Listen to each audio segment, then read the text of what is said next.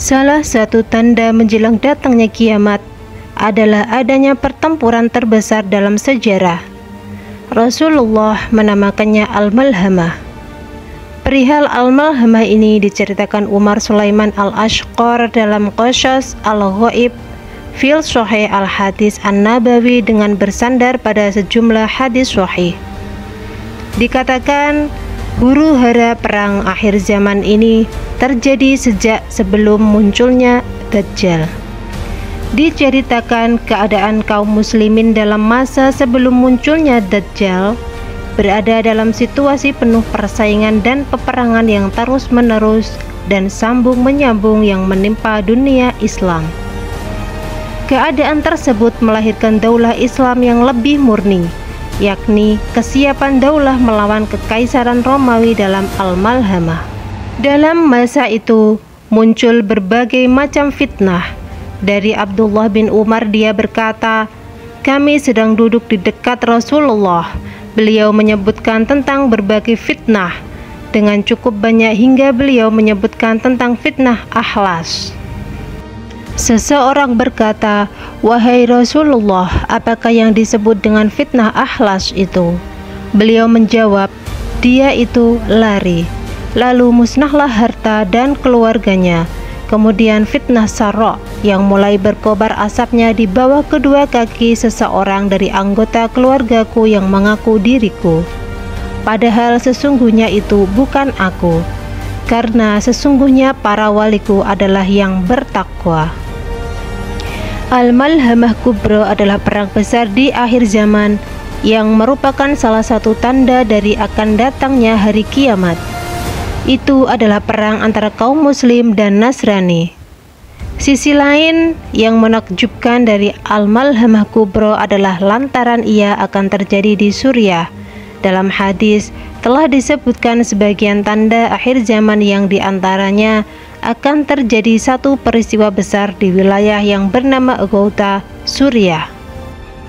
Dari Abu Darda radhiyallahu an bahwasanya Rasulullah bersabda, "Sesungguhnya tempat berlindung kaum muslimin pada hari huru-hara adalah di Ghouta, sebelah kota yang disebut sebagai Damaskus. Tempat itu adalah salah satu tempat terbaik di wilayah Syam." Setelah terjadinya Malhamah ini, manusia seluruh dunia diperkirakan akan kembali ke abad kegelapan, tanpa listrik dan penerangan, tanpa mesin dan alat-alat elektronik, tanpa mobil dan pesawat, mirip sebagaimana manusia-manusia zaman dahulu. Lalu kapan perang besar itu terjadi? Dari Mu'az bin Jabal, Rasulullah bersabda, "Makmurnya Baitul Maqdis saat runtuhnya Yasrib, Madinah, dan runtuhnya Madinah saat terjadinya peperangan besar, dan terjadinya peperangan besar saat ditaklukkannya Konstantinopel, dan ditaklukkannya Konstantinopel saat keluarnya Dajjal." Syekh Al-Imam menjelaskan makna makmurnya Baitul Maqdis, yakni kelak masjid di Yerusalem, Palestina itu akan terbebaskan dan kembali makmur. Adapun cara memakmurkannya, ulama berpendapat kekhalifahan Islam akan berdiri di sana, sebagaimana kabar dari Ibnu Hawalah. Rasulullah bersabda, "Wahai Ibnu Hawalah, jika engkau telah melihat khilafah telah turun di tanah yang suci, yakni Baitul Maqdis, maka telah dekat terjadinya gempa-gempa, musibah-musibah dan perkara-perkara yang besar. Hari kiamat pada hari itu lebih dekat kepada manusia dibanding dekatnya tanganku ini dari kepalamu." Hadis riwayat Ahmad dan Abu Dawud. Ketika Baitul Maqdis berjaya, di sisi lain Yasrib atau Madinah Al-Munawwarah mengalami keruntuhan.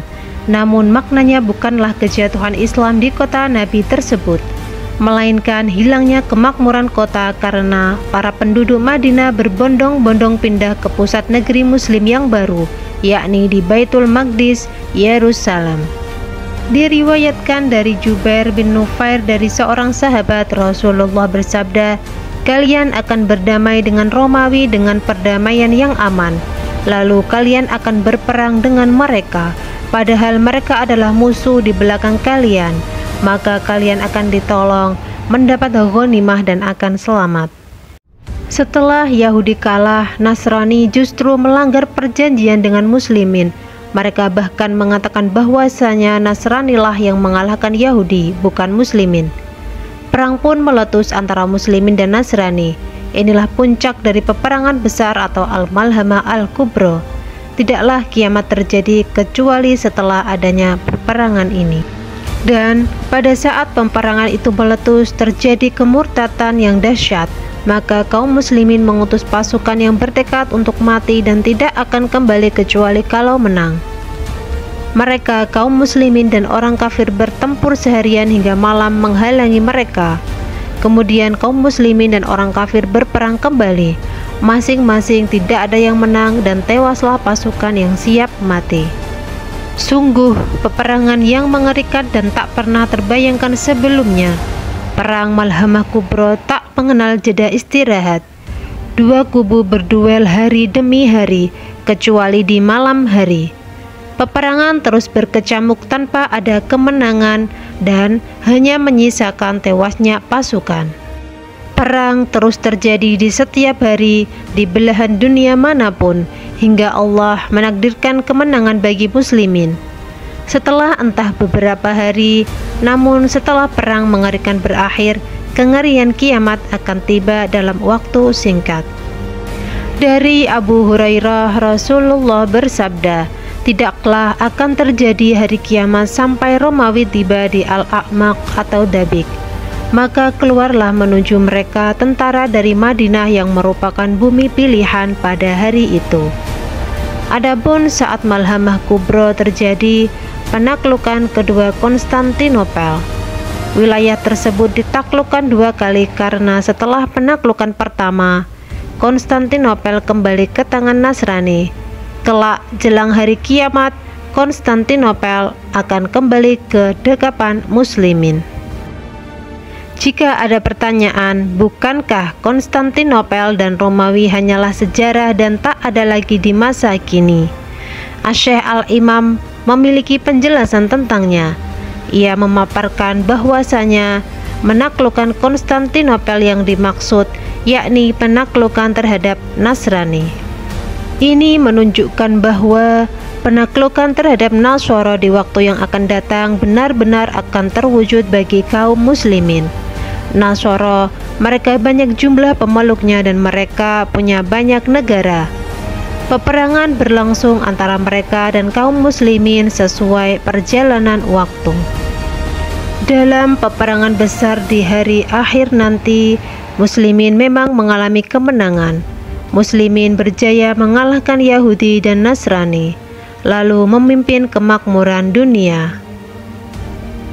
Jika usia kita sampai di hari itu, semoga kita diberikan keselamatan oleh Allah Subhanahu wa Ta'ala beserta orang-orang yang kita cintai. Wallahu a'lam bishawab.